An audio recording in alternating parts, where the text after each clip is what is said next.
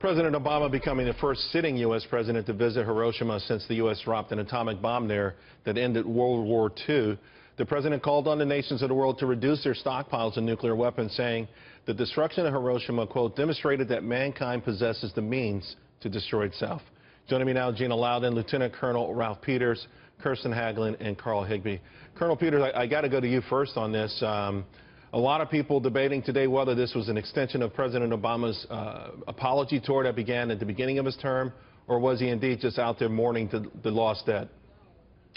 Well, Charles, it was considerably worse than a simple apology. It was a stage-crafted act of atonement.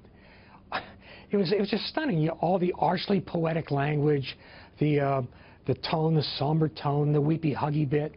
For Memorial Day weekend, an American president re-scripted World War II to make the Japanese the good guys and us the bad guys. Absolutely disgraceful, and what he should have done, skipped Hiroshima. He should have stopped at Pearl Harbor on the way home. I think, you know, I heard that so much today on Twitter. And Carl, I mean, you're a vet, and, you know, you were out there fighting more recently than anyone else.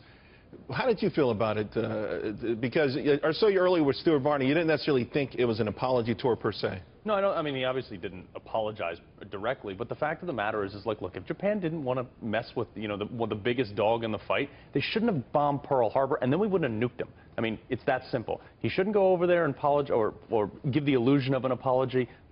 Colonel is absolutely right. He should have just stopped at Pearl Harbor, given his somber times there. That's what Memorial Day is about. It's not about the losses in Japan. And then, of course, Gina, the president, you know, repeating the left's wish that the world would be nuke-free. Which is absolutely insane, particularly as all the bad actors in the world either have nukes or are clamoring to get them.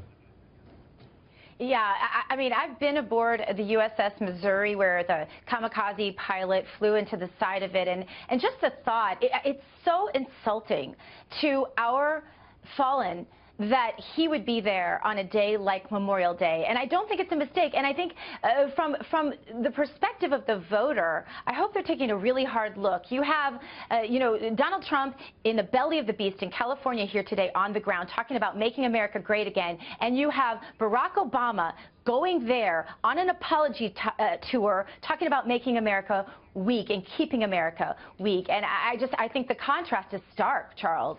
What do you think, Kirsten? You're like one of these sort of soft-hearted kind of people. You know, you saw President Obama hug one of the survivors of the bomb. Yeah.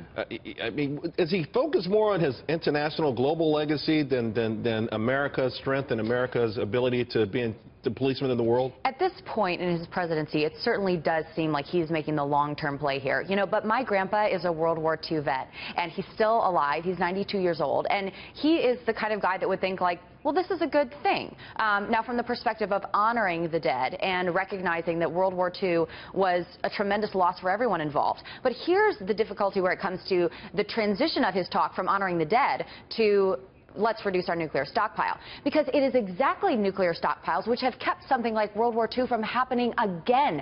And the use of the bomb in Hiroshima was what kept the war from going on and killing millions more people.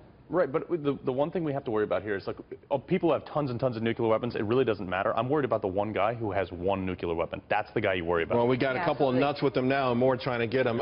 Real quick to you, Gina, you're San Diego. Donald Trump, there's already been some violence at the event. What are you hearing there locally? I'm hearing that the violence that's taken place isn't as serious as some of the violence in recent days.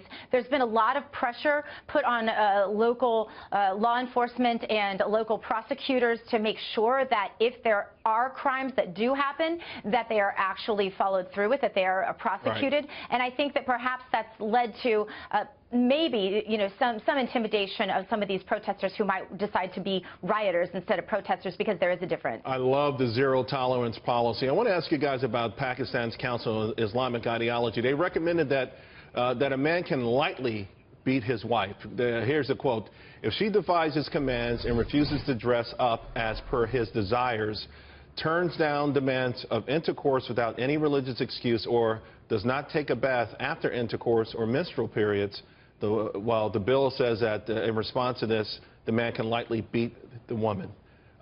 Kirsten, let me ask you about this. This is just It's unbelievable. This is why, you know, listen, there's one element that people worried about multiculturalism, and this is the sort of central reason why. Yeah, and it's just so fascinating, the priorities with which people place their liberal leftist issues. It's like multiculturalism is more important than feminism in this case. It's like we look and say, oh gosh, we have a problem with feminism in this country. I don't think so. This is appalling. Thankfully, there's been a real uprising in Pakistan. A lot of prominent women have come out and said this is not going to happen. But think, Pakistan is one of the more progressive countries in the Middle East. Women can drive there. That's not saying much, no, it's not. But if that's the case in this country, what else is going on other places? Lieutenant Colonel Peters, we've seen where European countries have actually had to put up signs and posters to explain to men who've come in from these northern African and Muslim countries that it's not appropriate to touch women when they don't want to be touched. Yeah. Hey, let me just say, I've worked with the Pakistani military. Pakistan is not a progressive country. And we've got to accept the fact that Islam in the greater Middle East is in a civilizational crisis. And, you know, telling me that it's their culture, just their culture, feminine, female genital mutilization, honor killings, stoning adulteresses to death, lightly beating your wife, you know, is about 10th, 15th place. There's a crisis in Islam, and we've got to stop apologizing for it. And this is what they're cramming down our throat, too, as Americans. They're saying you have to accept Islam, you have to accept, you know, their ideology. No. Gina, Loudon, last word to you on this.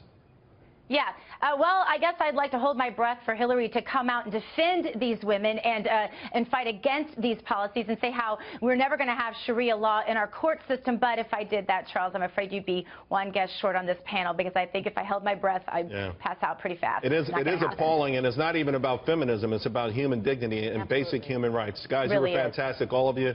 Hope you have a great 4th of July. I'm a little early. Memorial Day weekend.